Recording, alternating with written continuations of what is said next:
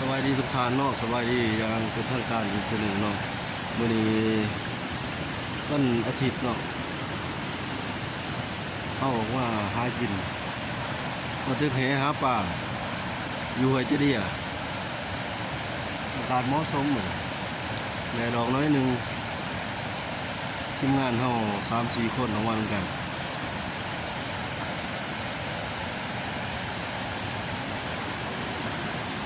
บรรยากาศ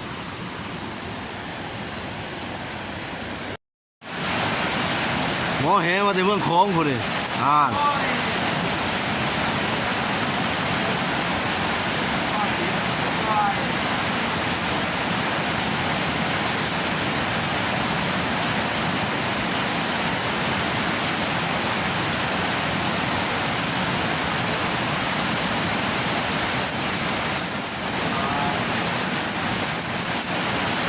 แหเขาก็จุ่มน้ำก้อนแต่ว่าจังหวะ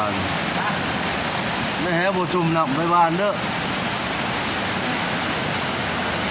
ว่าฟุ้งแล้วไอ้เด้อ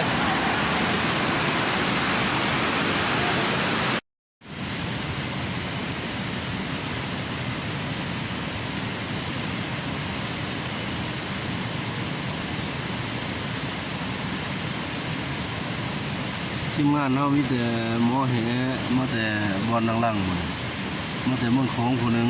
บ้านลานนอนจันทร์คนหนึ่งแต่ว่าประมาณปานไหน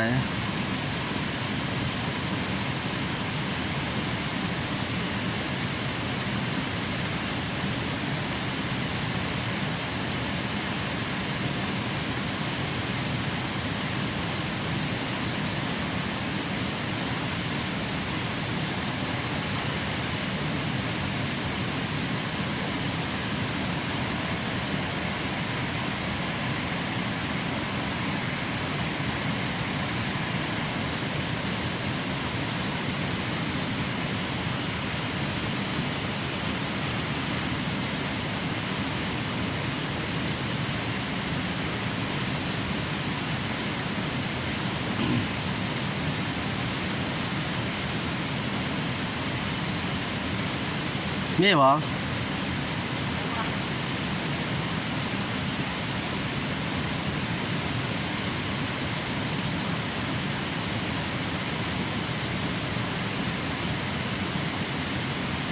จักโต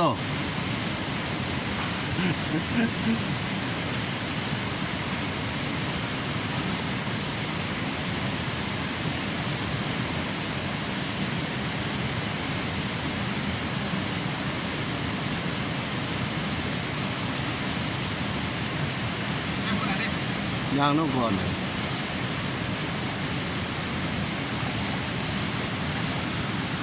แม่คนรวยก็ได้ดอกแม่ฐานไร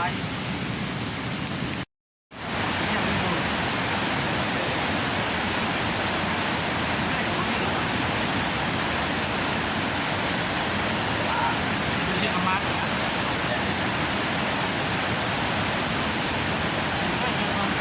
ฟังก้มข้า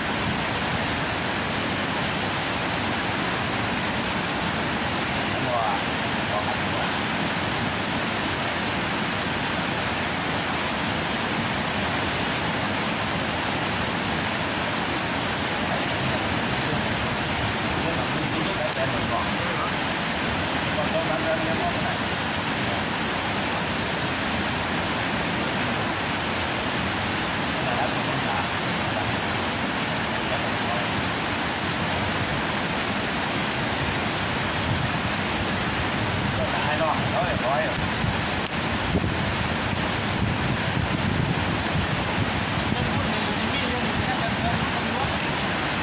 ตัวเรื่องตัด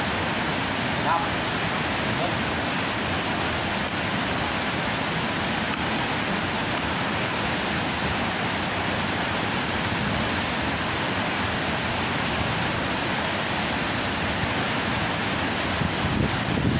แล้วเอาหนึ่งคนหนึ่ง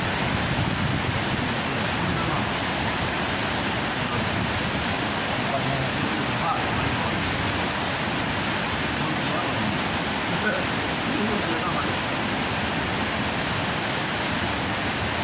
ยังว่าจะเป็นเรื่องอะไร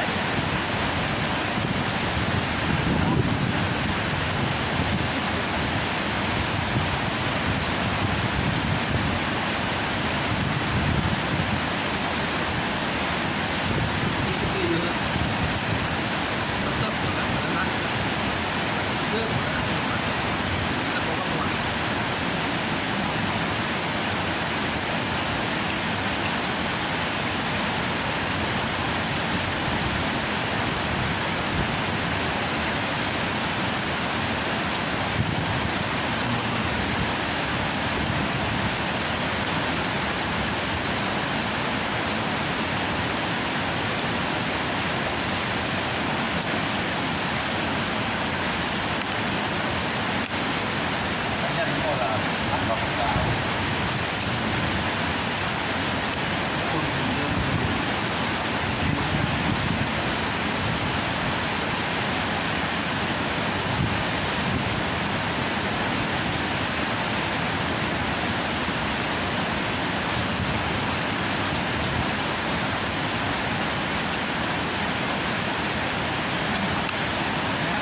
ได้ทีมพยายาม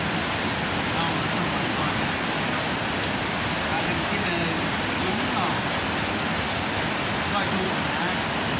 อัพจะลงตลาดเด้อซื้อมาคำลาบมาแน่ โอ้ยเขาบอก และหัวมองขาพักทิ้งไปทิ้งง่ายอันนี้พักการกำมันมาบัดมันคือพักการกำแม่นเบิ้งแล้วมันแบบพักหัวมองพักคำลาบเบิ้งได้อันนี้บ้านมันพักการกำมันจะมีเจ็บเอาไปเลยใหม่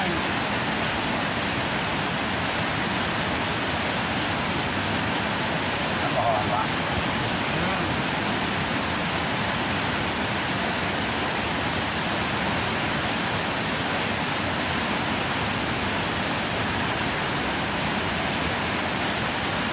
เอาพันธุ์พักคำลาบเอาเบิ้งพักคำหัวพักอันหนึ่งมันเป็นพักคำลาบเลยบอกเลยผมก็ได้เอามาขาย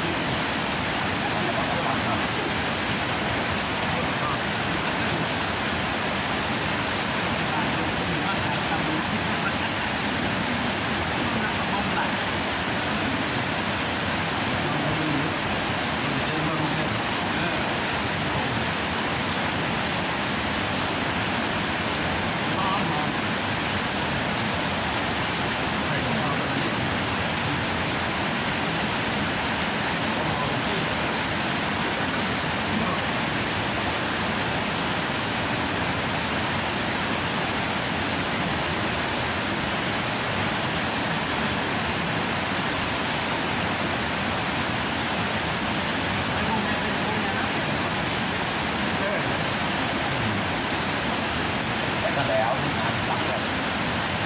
น้ำนะขาดต้องเอา ทำแล้วเป็นแล้วมันไปเอาเข่ามาแล้วไงทำแล้วเลยเพราะว่าย่างไปเอาเข่าในไหนหมดเลย ถ้าจะได้เป็นชาติมัน